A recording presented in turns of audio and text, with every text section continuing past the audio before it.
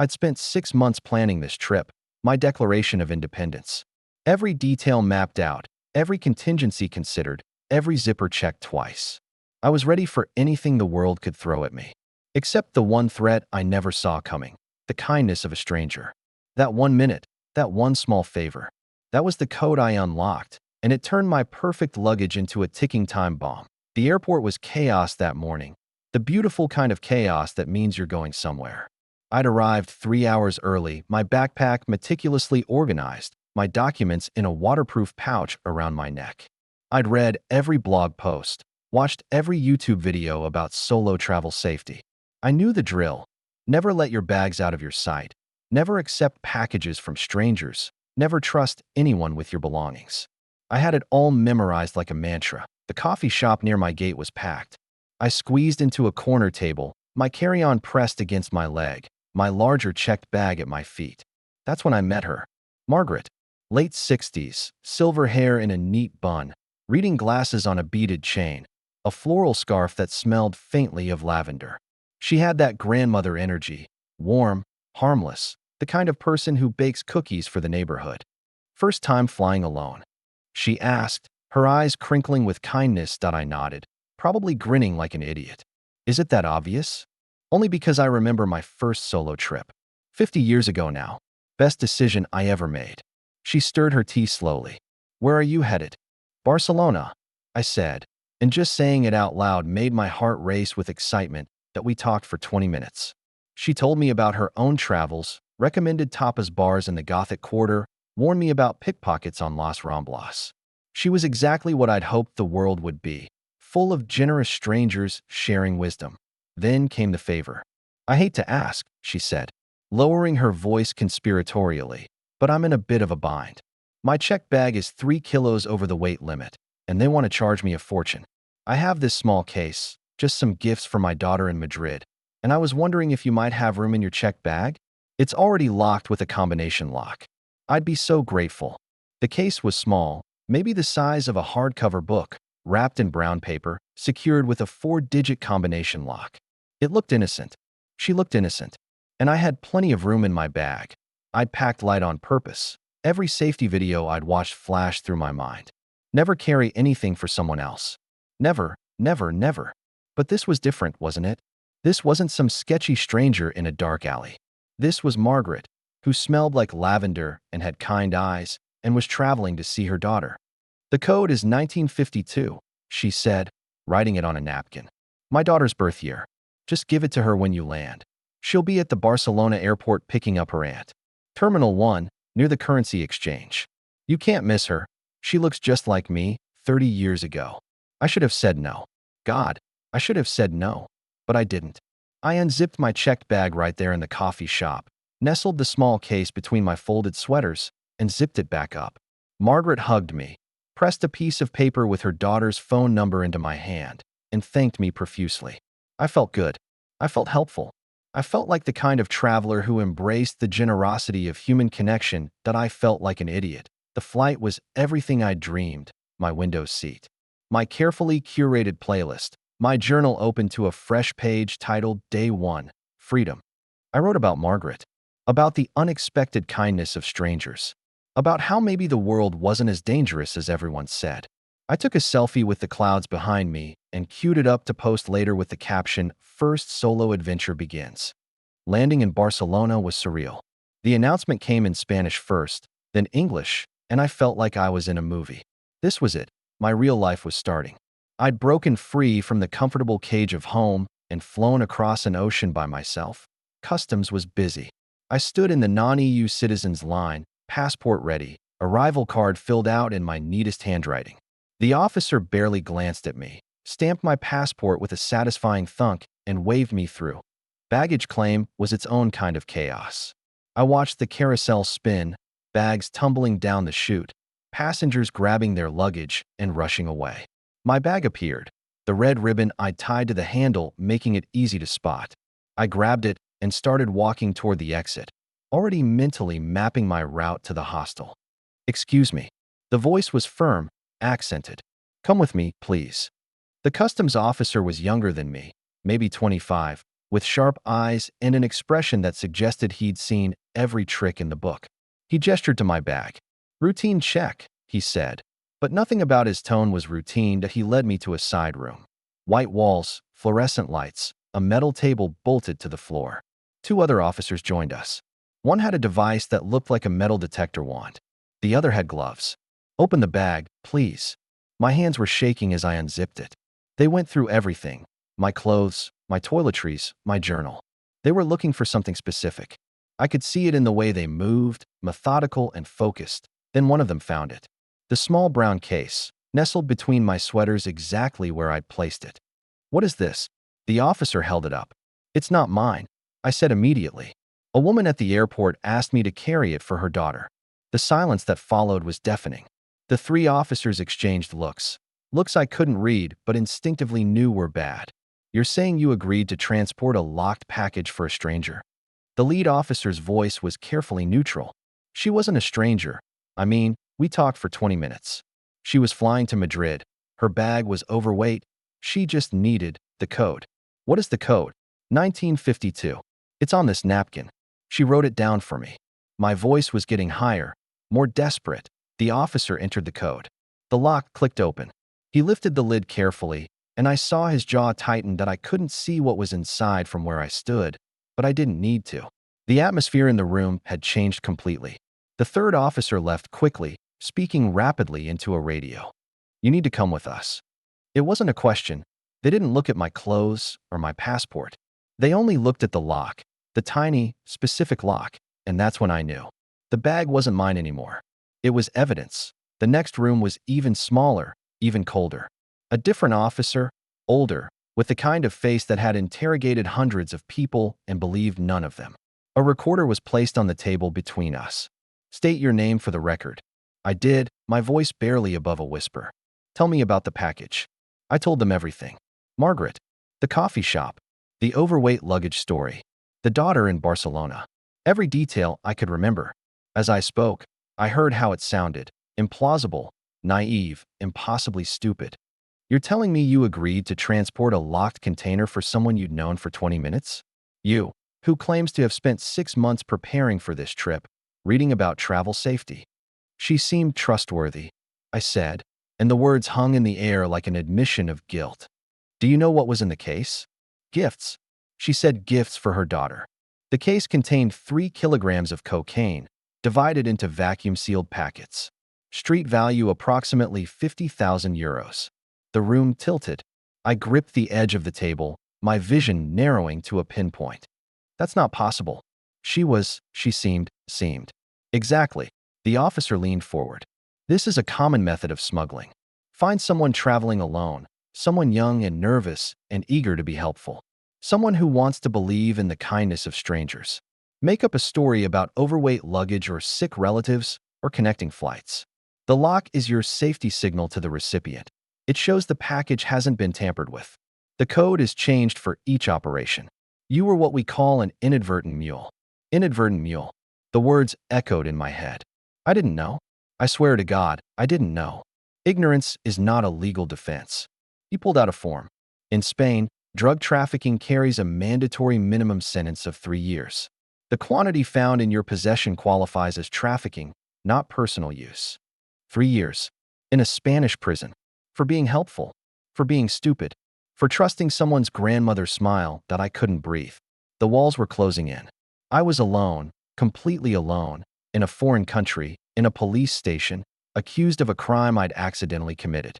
No lawyer, no family, no one who even knew I'd landed. "I want to call someone," I managed to say. "You'll be given that opportunity after processing." Processing meant fingerprints. Photographs. A holding cell with concrete walls and a drain in the floor. I sat on the bench and put my head in my hands and tried to understand how my dream trip had become this nightmare. Hours passed. I lost count after the 3rd or 4th. Then the door opened again. A different officer, a woman this time, with papers in her hand. "You're free to go." I looked up, sure I'd misheard. The security footage from the airport was reviewed. "We've identified the woman you described. She's a known courier recruiter, wanted in 4 countries. Your story checks out. You're a victim, not an accomplice." Victim. The word should have felt better than it did. However, she continued, you'll need to stay in Barcelona for at least 2 weeks, possibly longer. You're a witness now. We'll need you to identify the woman, give formal testimony. Your passport will be held until the investigation is complete. She handed me a card with an address. You can collect your belongings, except the case, which is evidence. You're free to go, but don't leave the city. The hostel I'd booked was full by the time I arrived. I found a cheap hotel near the port, 4th floor walk-up, a room the size of a closet. I sat on the bed and stared at my bag, my carefully packed, meticulously organized bag that had betrayed me, that I should have felt relieved. I wasn't going to prison. I wasn't being charged. But I didn't feel relieved. I felt violated. Exposed. Foolish beyond measure. That night, I couldn't sleep. Every sound in the hallway made me jump. Every shadow seemed threatening. I kept replaying that moment in the coffee shop, analyzing Margaret's face, searching for signs I'd missed. How could I have been so blind? The next morning, I was supposed to explore the Gothic Quarter, visit Park Güell, eat paella by the beach. Instead, I sat in a police station looking at photographs, trying to pick out a woman who'd smiled at me and destroyed my trip in the span of 20 minutes. She wasn't there. Not in their database, not in the airport footage they showed me. She'd worn a wig, they explained. Contact lenses to change her eye color. The scarf had hidden a neck tattoo they knew she had. She was a professional, and I'd been the perfect mark. Eager, trusting, desperate to prove I could handle the world on my own. 2 weeks became 3. My hostel deposit was lost. My carefully budgeted trip money dwindled, eaten up by hotel costs and cheap sandwiches from corner stores. I called home once, told my parents everything. My mother cried. My father asked why I hadn't been more careful. I didn't have an answer. Barcelona should have been beautiful. It was beautiful, objectively, undeniably beautiful. But I saw it through a lens of paranoia. Every person who made eye contact was a threat. Every friendly gesture seemed like a setup. I couldn't eat at outdoor cafes without scanning the crowd. I couldn't take the metro without checking my bag obsessively. The code they'd used to turn my bag into a crime scene was simple: trust. And they destroyed mine completely. On day 19, the police called. They'd arrested Margaret. Her real name was Elena, a Croatian national with warrants in 6 countries. I wouldn't need to testify in person. My written statement and the security footage were sufficient. I could have my passport back. The flight home was nothing like the flight there. I sat in my seat, headphones on but no music playing, staring at the seat back in front of me. The man next to me tried to make small talk, asked if I'd enjoyed Spain, and I gave him one-word answers until he stopped trying. When I landed, my parents were waiting at arrivals. My mother hugged me too tight, and I stood rigid in her arms, unable to return the embrace. Everything felt distant, muted, like I was watching my life from behind glass. The first night home, I unpacked my bag. Really unpacked it, took out every item, checked every seam, every pocket, every hidden compartment. Then I repacked it, even though I had no plans to travel. I just needed to know it was secure. Weeks passed. My friends asked about Barcelona, wanted to see photos, hear stories, live vicariously through my adventure. I showed them pictures of the Sagrada Familia, the beach, the colorful buildings. I didn't tell them about the interrogation room. I didn't tell them about the cocaine or the holding cell or the way I'd cried alone in a hotel room for 3 straight days that I started seeing a therapist. She said I was experiencing symptoms of trauma, hypervigilance, trust issues, intrusive thoughts. She said it was normal, given what I'd been through. She said it would get better with time. But time just made me more aware of what I'd lost. Not my innocence. That word felt too naive, too precious for what had actually happened. What I'd lost was simpler and more fundamental: the ability to take people at face value. The belief that kindness was usually just kindness. That a travel security expert I found online explained it to me in clinical terms. I was a textbook case, solo traveler, first time abroad, visible anxiety about doing things right. Margaret had identified me within seconds. The coffee shop conversation wasn't friendly chatter. It was an assessment. She'd tested my boundaries, evaluated my gullibility, confirmed I fit the profile. The whole interaction had been choreographed.